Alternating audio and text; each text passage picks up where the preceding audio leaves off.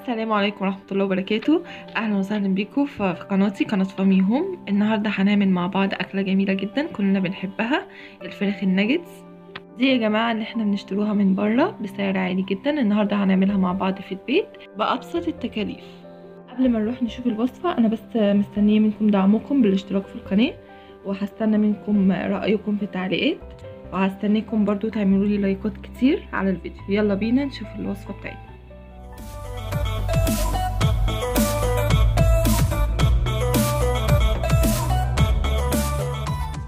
ورجعنا لكم تاني يا جماعه. هنا معانا صدور الفراخ، ده نص كيلو، ومعانا انا طبعا نقعاهم بخل وليمون، ومعانا هنا بطاطستين مهروسين ونص كوبايه بقسماط مطحون.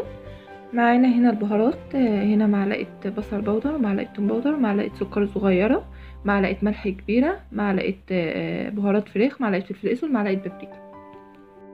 معانا هنا يا جماعه الكبه بتاعتنا اهي، هضيف الفراخ فيها وهفرمها كويس لحد بس ما تدينا النعوميه بتاعتها دي.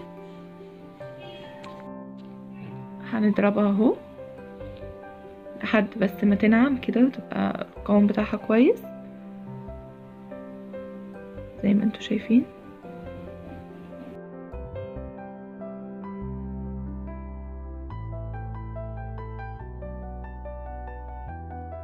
لها البطاطس المهروسه اهي اللي انا عاملاها، دي بطاطستين وسط كده، انا هرسيهم سلقاهم الاول وبعد كده هرستهم فرمناها.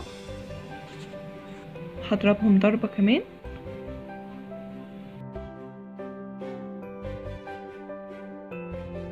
البقسماط بتاعنا كده تمام. بعد كده هضيف البهارات كلها مع بعض كلها تمام كده. هنضربهم ضربه وخلاص، دي هتبقى اخر ضربه هنضربوها للفراخ بتاعتنا.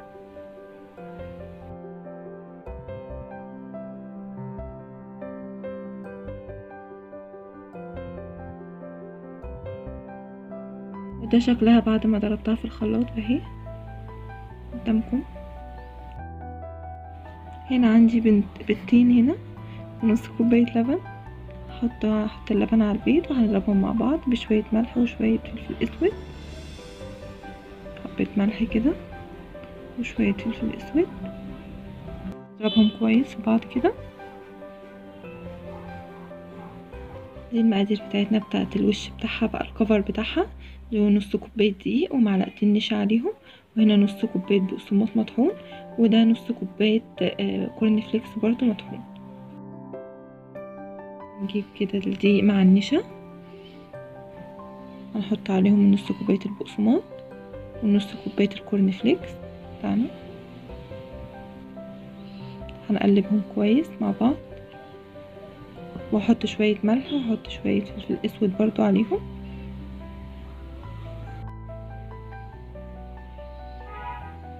مش كتير يعني، نقلبهم مع بعض كويس.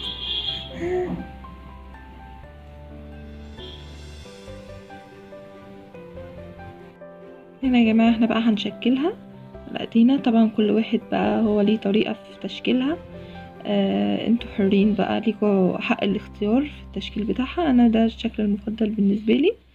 هنا بقى انا بحطها في البيض وبعد كده بحطها للخلطة بتاعتنا اللي احنا عملناها، الدقيق مع البقسماط مع الكورن فليكس تمام. نغطيها كده كويس. اعمل لكم واحدة كمان اهي،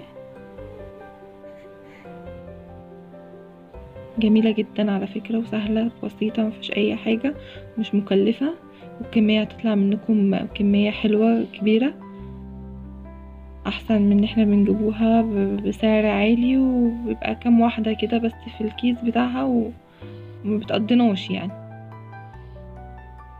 اهو اغطيها كده كويس تمام.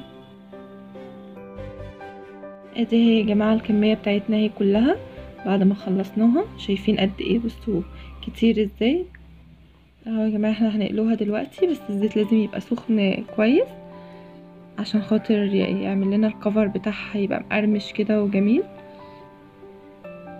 اهو زي ما انتوا شايفين. بصوا شايفين الزيت بيعمل طشة ازاي؟ لازم يبقى كده. شايفين لونها جميل ازاي؟ هو ده بس اللون اللي هو المطلوب بتاعنا. ادي شكلها يا جماعه بعد ما خلصتها، جميله جدا ولونها روعه اهو. اتمنى ان هي تطلع معاكم زي ما انا ما عملتها كده، واتمنى يكون الفيديو عجبكم. هستنى منكم لايكات كتير بقى، وهستنى منكم رايكم في تعليق. لو عجبكم الفيديو الاشتراك في القناه، دوسوا على الدايره اللي فيها الشعار اللي قدامكم على الشاشه، هيطلع لكم الزر الاحمر، دوسوا عليه وفعلوا الجرس. ودول فيديوهين انا مرشحهم ليكم تتفرجوا عليهم. والسلام عليكم ورحمه الله وبركاته.